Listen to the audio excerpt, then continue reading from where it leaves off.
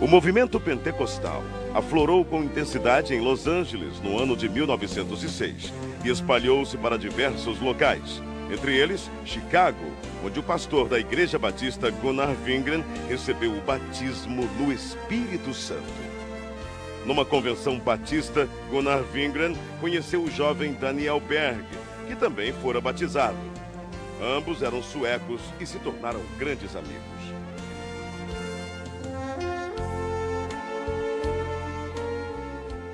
Mais tarde, em South Bend, durante uma reunião de oração, Gunnar Wingren relata aos presentes o que Deus lhes havia revelado. Brothers, the Lord has shown us that we must go to South America, to a place in Brazil called Pará.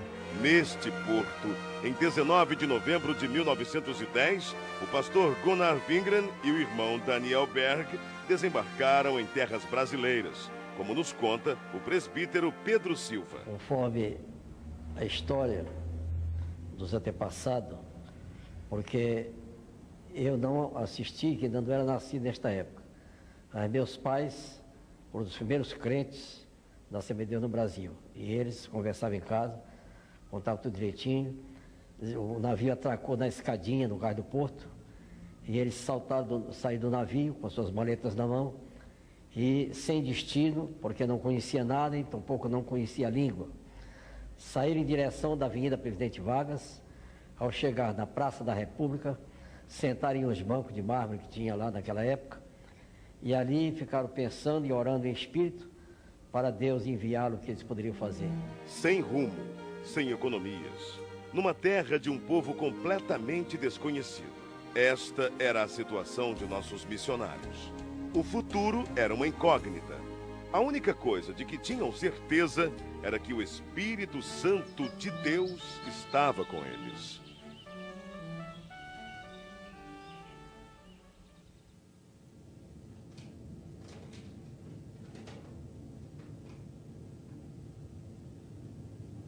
Daniel!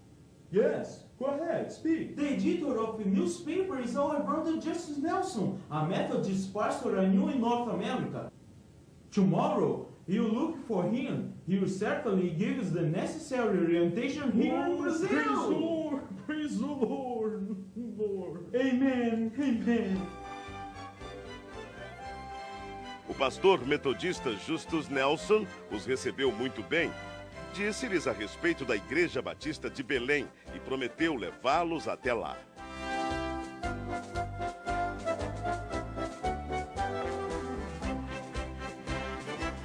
Na pequena Igreja Batista, os missionários conhecem o irmão Raimundo Nobre, líder do trabalho batista no Pará, que ofereceu-lhes abrigo nas dependências da igreja.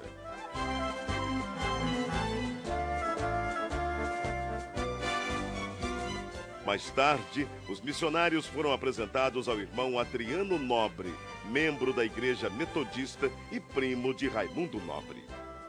A convite do irmão Adriano Nobre, Berg e Wingren navegam pelo rio Tajaburu até chegarem ao local chamado Boca do Ipixuna, onde ficava a casa do irmão Adriano.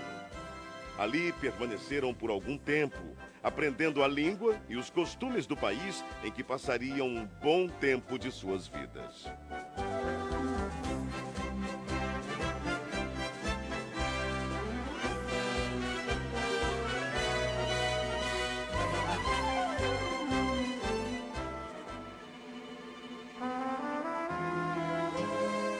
De volta à Igreja Batista, não cessavam de orar dia e noite, avivados pelo Espírito Santo.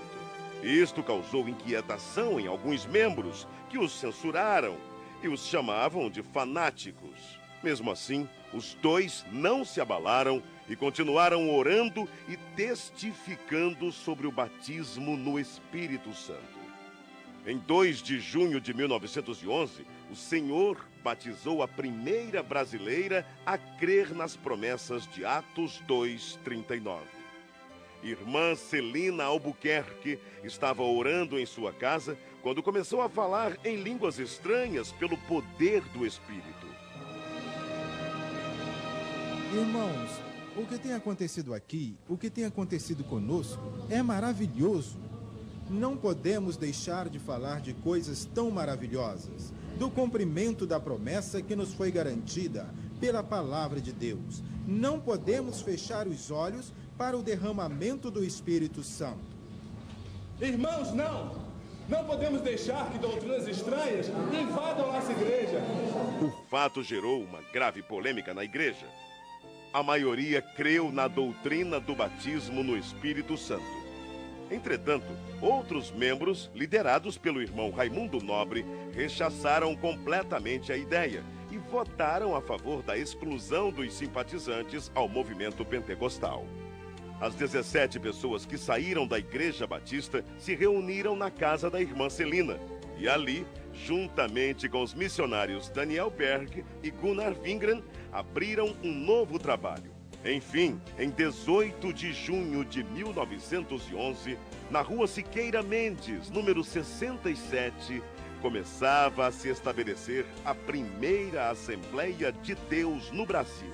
Enquanto o pastor Gunnar Wingren pastoreava a igreja em Belém, Daniel Berg saía como colportor, vendendo Bíblias e pregando o Evangelho em diversas cidades. Eram tempos difíceis, de longas jornadas, mas Deus jamais desamparou aqueles que lutam por sua palavra.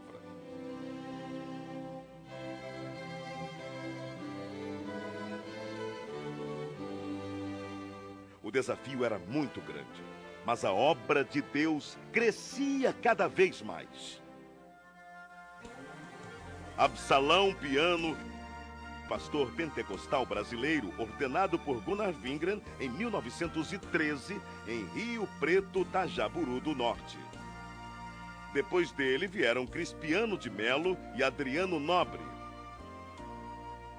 Neste mesmo ano, o pastor Gunnar Wingren deu início ao trabalho missionário brasileiro, enviando para Portugal o irmão José Plácido da Costa e família. Em maio de 1913, o trabalho foi estabelecido e os portugueses passaram a conhecer a mensagem pentecostal. Mais tarde, o irmão José Matos se juntou ao trabalho. 1914. Estoura a Primeira Guerra Mundial. Em 25 de outubro deste mesmo ano, chega ao Brasil mais um missionário sueco, Otto Nelson e sua esposa Adina Nelson. No ano seguinte, foi a vez do missionário Samuel Nestran e sua esposa Lena Nestran. Alguns anos mais tarde, em 1917, foi fundado o primeiro jornal pentecostal, A Voz da Verdade. Esse jornal circulou por apenas 3 meses, mas os irmãos da Assembleia de Deus em Belém reconheceram que era necessário divulgar as bênçãos de Deus para todo o povo e, para isso, lançaram mão de um novo jornal, A Boa Semente, cujo primeiro número circulou em janeiro de 1919. Estava lançada A Boa Semente da Literatura. Em 1921, chega ao Brasil Niels Nelson, um jovem de apenas 26 anos.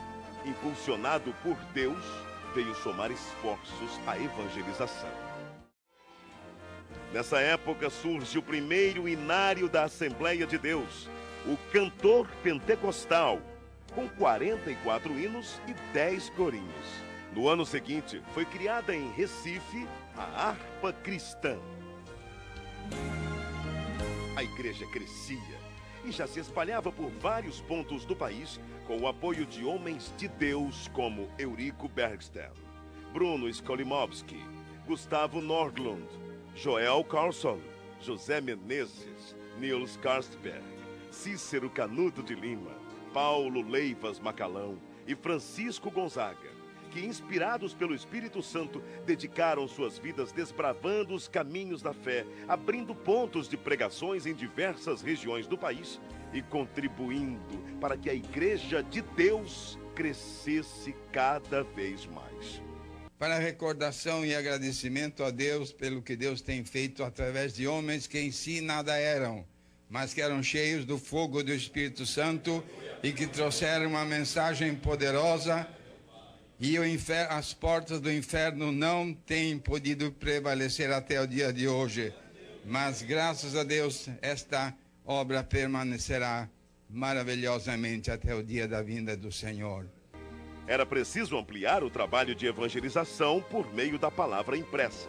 Para isso, em 1923, o irmão Samuel Nistran se empenhou em adquirir máquinas para a impressão do jornal Boa Semente, folhetos e livros. Reconhecendo o valor da literatura cristã, o pastor Gunnar Wingren e seus auxiliares resolveram fundar um jornal evangélico na capital federal, o qual denominaram Som Alegre. Em 1930 foi realizado em Natal, Rio Grande do Norte, a primeira Convenção Geral das Assembleias de Deus.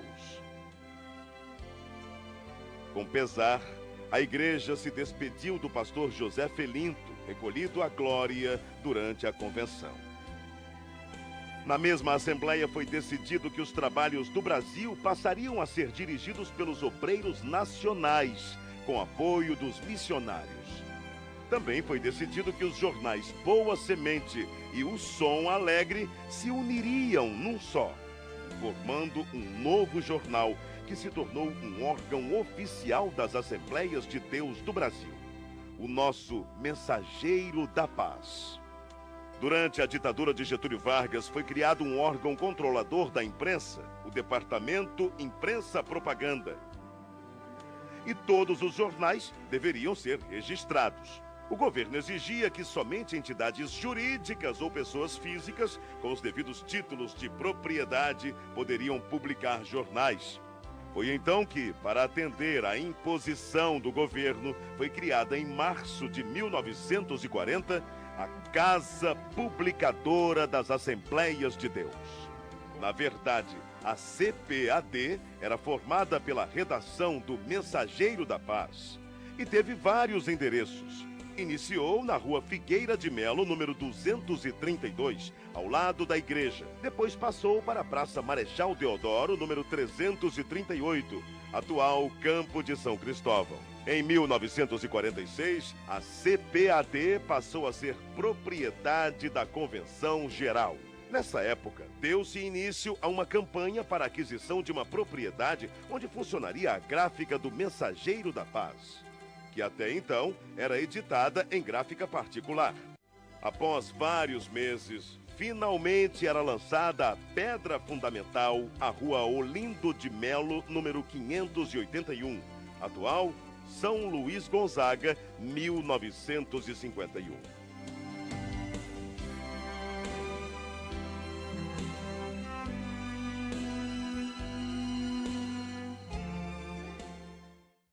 Ide e pregai. É preciso ultrapassar fronteiras e chegar até os confins da terra, anunciando que Jesus Cristo é o Senhor.